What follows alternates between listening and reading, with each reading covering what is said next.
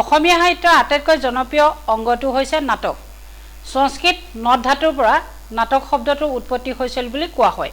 আৰু বিশেষকৈ বিশ্বৰ গ্ৰীচ দেশতে প্ৰথম নাটকৰ জন্ম হৈছিল বুলি কয়। ডায়নিছাছ দেৱতাৰ পূজা উপলক্ষে তেওঁলোকে কোৰাছধৰ্মী নৃত্য অনুষ্ঠান কৰিছিলে, তাৰ পৰা নাটকৰ উৎপত্তি হ'ল বুলি সমালোচকসকলে ক'ব বিচাৰে। অসমীয়া সাহিত্যত নাটকৰ জন্মদাতা বুলি কোৱা হয় শংকৰদেৱক। শংকৰদেৱে অসমীয়া নাট্য সাহিত্য জন্ম দি অসমীয়া নাটকৰ যিটো গতিধাৰা আজিলৈকে যি অক্ষুণ্ণ আছে সেইটো তেওঁ দিনত সৃষ্টি হোৱা অংকীয়া নাটৰ প্ৰথম আদিস্তৰ বুলি কোৱা হয় আৰু অংকীয়া নাট সৃষ্টি কৰিবলৈ তেওঁ তিনিটা উৎস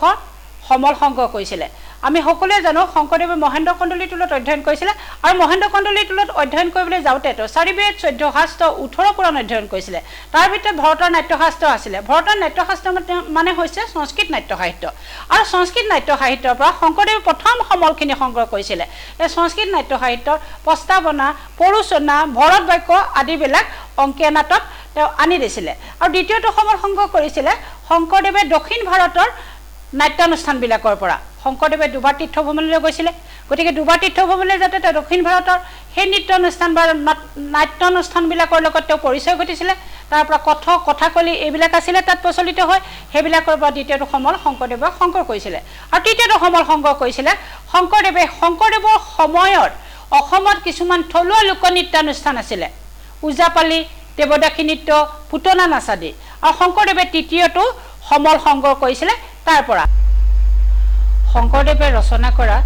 নাটবিলাকক কোৱা হয় অংকীয়া নাট। অংকীয়া নাটৰ ভাষা বজাৱলী আৰু বজাৱলীটো হৈছে কৃত্ৰিম সাহিত্যিক ভাষা। আৰু এতিয়া আমি আলোচনা কৰিবলগীয়া বিষয় হৈছে নাটকত কি থাকে। এতিয়া নাটকৰ মূল উপাদান প্ৰধানভাৱে কোৱা হয় 4টা: কাহিনী, চৰিত্ৰ, সংলাপ, নাট্যকাৰৰ জীৱন দৰ্শন। নাটকত এটা কাহিনী থাকে। নাটকৰ কাহিনীৰ লগত চুটিগল্প বা উপন্যাসৰ কাহিনীৰ মিল নাথাকে। উপন্যাস আৰু চুটিগল্প হৈছে বৰ্ণনাধৰ্মী, নাটক বৰ্ণনাধৰ্মী নহয়। নাটক সংলাপৰ মাজেদি আৰম্ভ কৰিব লাগিব আৰু সংলাপৰ মাজেদি শেষ কৰিব লাগিব। গতিকে নাটকৰ কাহিনীতে এটা সুসংঘবদ্ধ নিটোল কাহিনী হোৱাটো প্ৰয়োজন। সেইকাৰণে নাটকৰ কাহিনীৰ মাজত এনে কিছুমান বস্তু সন্নিৱিষ্ট কৰাটো প্ৰয়োজন বা লক্ষণ থকাটো প্ৰয়োজন, যিবোৰ নেকি নাটকখন এখন মঞ্চ সফল বা দৰ্শক পাঠকৰ উপভোগ্য আৰু সকলোৱে আদৰি ল'ব পৰা নাটক হয়। সেইকাৰণে নাটকৰ কাহিনীৰ মাজত আমি দেখিবলৈ পাওঁ নাটকীয় পঞ্চসন্ধি। নাটকীয় পঞ্চসন্ধি মুখ, প্ৰতিমুখ, গৰ্ভ, বিমৰ্ষ আৰু নিৰ্বসন, এই 5টা হৈছে নাটকৰ পঞ্চসন্ধি। আৰু নাটকৰ পঞ্চসন্ধিত মুখসন্ধিত নাটকখন আৰম্ভ হয়, প্ৰতিমুখত ই অগ্ৰগতি লাভ কৰে আৰু গৰ্ভসন্ধিত নাটকীয় দ্বন্দ্ব সংঘাতে শীৰ্ষবিন্দু লাভ কৰে আৰু বিমৰ্ষ সন্ধিত নাটকখন পৰিসমাপ্তিৰ ফালে গতি কৰে আৰু নিৰ্বসন সন্ধিত নাটকৰ পৰিসমাপ্তি ঘটে। তেনেকৈ নাটকৰ কাহিনীৰ মাজত থাকে নাটকীয় ত্ৰিঐক্য। নাটকীয় ত্ৰিঐক্য 3টা। এতিয়া ঘটনাৰ ঐক্য, স্থানৰ ঐক্য, সময়ৰ ঐক্য। যদি নাটকত নাটকীয় ত্ৰিঐক্য নাথাকে নাটক এখন মঞ্চত অভিনয় কৰিবলৈ অসুবিধা হয়। নাটক ৰচনাৰ মূল উদ্দেশ্যটো হৈছে মঞ্চত অভিনয় কৰিবৰ কাৰণে। গতিকে নাটক এখন মঞ্চত অভিনয় কৰিবলৈ হ'লে এই ত্ৰিঐক্য থকাটো প্ৰয়োজন। যেনেকৈ স্থানৰ ঐক্য, যিহেতু মঞ্চত অভিনয় কৰিবলৈ কেইবাটাও মঞ্চৰ প্ৰয়োজন হ'ব পাৰে, গতিকে কেইবাটাও মঞ্চ হোৱাটো অসুবিধা থাকে। সেইকাৰণে নাটকৰ স্থান, এই মুহূৰ্ততে এখন ফুলনি বাৰী, মুহূৰ্ততে এখন সাগৰ, মুহূৰ্ততে এখন স্কুল, মুহূৰ্ততে এখন নগৰ উলিওৱাটো সম্ভৱ নহয়। সেইকাৰণে স্থানৰ ঐক্য ইটো দৃশ্যৰ পৰা সিটো দৃশ্যৰ লগত সংগতি ৰাখি থকাটো প্ৰয়োজন। ঠিক তেনেকৈ নাটকত সময়ৰ ঐক্য থাকিব লাগিব। এতিয়া প্ৰাচীন যুগ, মধ্যযুগ বা বুৰঞ্জীৰ বিষয়ত লৈ পেলাই নাটকখন মাজত এটা দৃশ্য বা আধুনিক এনেকুৱা নাটকখন ৰচনা কৰাটো সম্ভৱ নহয়। কৰিলে ইয়াত সম্পূৰ্ণ কি বুলি কয়, সম্পূৰ্ণ বেলেগ এটা পৰিৱেশলৈ গুচি যাব। তাত সাজ পোছাকৰ তাৰতম্য আহিব পাৰে, প্ৰাচীন সাজ পোছাকৰ লগত আধুনিক সাজ পোছাক নিমিলিব, বুৰঞ্জীৰ সাজ পোছাক নিমিলিব, সেইকাৰণে সেইটো বিপদ আহি যাব পাৰে। সেইকাৰণে নাটকৰ সেইখিনি ঐক্য, সময়ৰ ঐক্যটো থকাটো প্ৰয়োজন। তেনেকৈ ঘটনাটো আমি এটা নাটকৰ যিটো কাহিনী, যিটো নিটোলভাৱে আমি ল'ব লাগে, সুসংঘবদ্ধভাৱে নাটকৰ কাহিনীটো ল'ব লাগে, সেই কাহিনীটোৰ মাজত যদি আমি এই ঘটনাটোৰ ঐক্য নাথাকে, ইটো দৃশ্যৰ পৰা সিটো দৃশ্যলৈ যদি প্ৰত্যেক মুহূৰ্তে মুহূৰ্তে সি বেলেগ হৈ গৈ থাকে, নাটকৰ আদিৰ পৰা অন্তলৈকে যদি এটা সূতাত মালা গাঁথাৰ দৰে যদি কাহিনীটো গাঁঠি যাব পৰা নহয় সি এখন সফল নাটক হ'ব নোৱাৰে সেইকাৰণে নাটকৰ কাহিনীৰ মাজত এই নাটকীয় ঐক্যটো অতি প্ৰয়োজন মনৰ বতৰাখিনি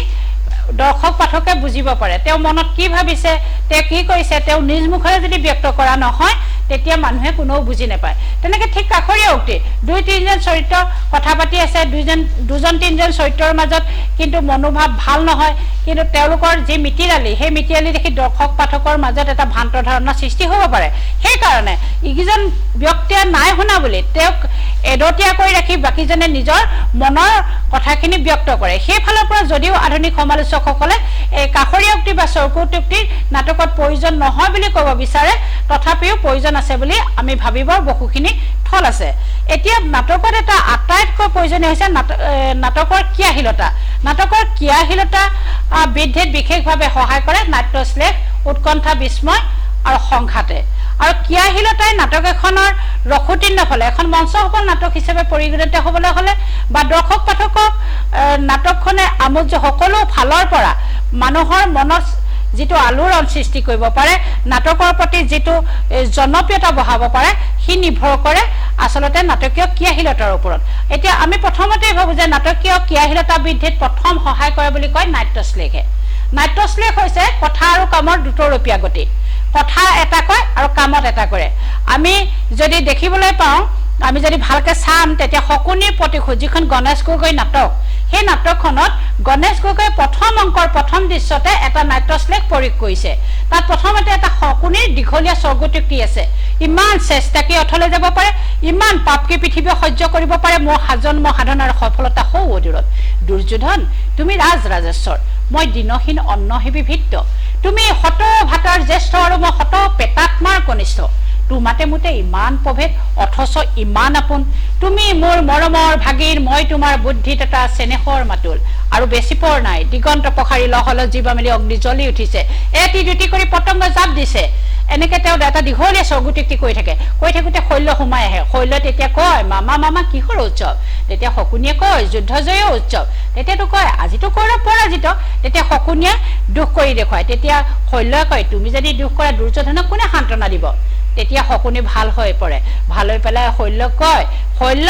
তুমি কৌৰৱ পাণ্ডৱক মৰমৰ চকুৰে চোৱা দুৰ্নবা তুমি ভীষ্ম নোহোৱা তুমি শৈল্য তোমাক এবাৰ সেনাপতি পাতিব লাগিব গতিকে সেই বুলি শৈল্যক তেওঁ কয় শৈল্যই তেতিয়া বৰ আনন্দতে তাৰমানে এদিনৰ ভিতৰতে পাণ্ডৱক মখিমূৰ কৰিম বা পাণ্ডৱক শেষ কৰি পঠিয়াম বুলি এটা দীঘল উক্তি কৈ পেলাই তেওঁ গুচি যোৱাৰ পিছত শৈল্যৰ এটা সংলাপ আছে মূৰ্খ পতংগ তয়ো যাবি তাৰমানে শৈল্যই তেওঁ মৰমেৰে ভাল লগাই পেলাই তেওঁ এষাৰ কথা ক'লে পিছ মুহূৰ্ততে শকুনিয়ে অন্য এটা কথা ক'লে বোলে কথা আৰু কামৰ যিটো দুতৰপীয়া গতি এইটোৱে নাট্যশ্লেষ আৰু এই নাট্যশ্লেষে নাটক এখনৰ ক্ৰিয়াশীলতা বৃদ্ধিত বিশেষভাৱে সহায় কৰে নাটকীয় ক্ৰিয়াশীলতা বৃদ্ধিত সহায় কৰে নাটকীয় সংঘাতে সংঘাত চাৰি প্ৰকাৰৰ নাটকৰ মুখ্য চৰিত্ৰ যিটো নায়ক চৰিত্ৰৰ লগত সমাজৰ সংঘাত সৃষ্টি কৰায় আৰু চৰিত্ৰৰ লগত দৈব্য শক্তিৰ সংঘাত সৃষ্টি কৰায় চৰিত্ৰৰ লগত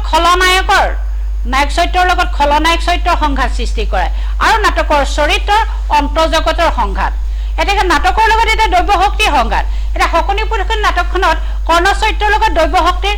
সংঘাত সৃষ্টি কৰিছে তেওঁ সময়ত শৰ পাহৰিছে তেওঁ ৰথচক্ৰ মেদিনীয়ে গা কৰিছে সেইটো সংঘাত দৈব্য শক্তিৰ লগত চৰিত্ৰৰ সংঘাত তেনেকৈ চৰিত্ৰৰ লগত সমাজৰ সংঘাত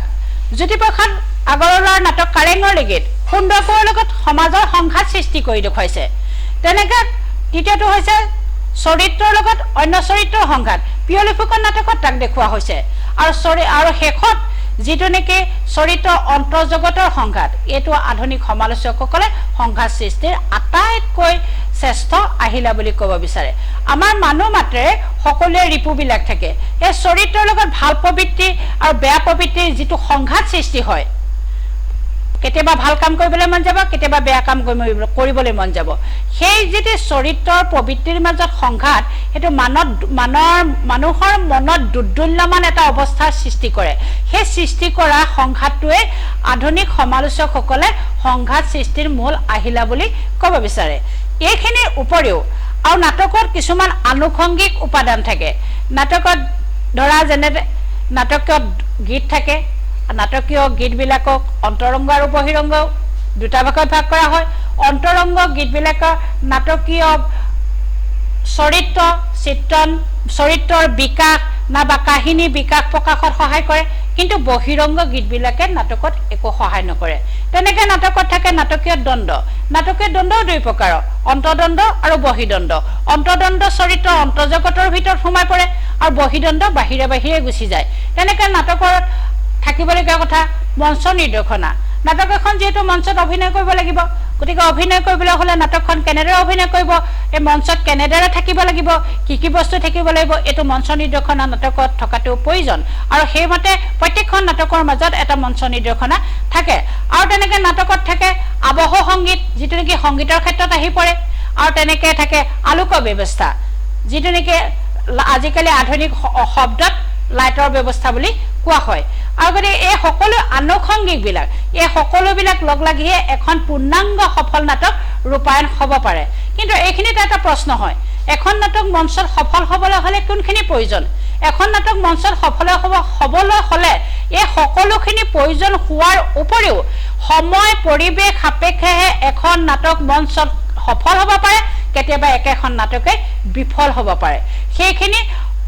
অকল এইবিলাকৰ ওপৰত নিৰ্ভৰ কৰে অভিনেতা অভিনেত্ৰী সেইবিলাকৰ ওপৰতো নিৰ্ভৰ কৰে নাটকৰ বিষয়ে সমূহ আলোচনা কৰি আজি প্ৰথমটো শ্ৰেণী ইমানতে সামৰণি মাৰিলোঁ ধন্যবাদ